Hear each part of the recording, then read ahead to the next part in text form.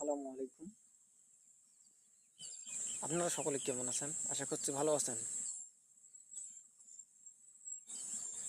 তাই এই সমাজে দুঃখ দেওয়ার মতো লোক অনেক আছে, দুঃখ বোঝার মতো লোক এখনো এই পৃথিবীতে আমি পাই নাই।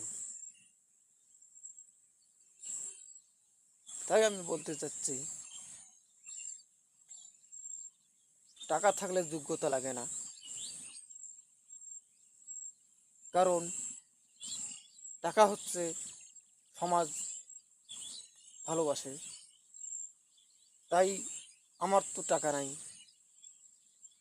তাই তো আসলাম ফেসবুকে ভালোবাসার মানুষের পাশে থাকার জন্য।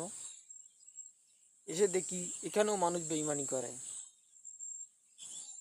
তাই আমি যেদিন থাকি শুনলাম টাকা থাকলে নাকি যোগ্যতা লাগে না।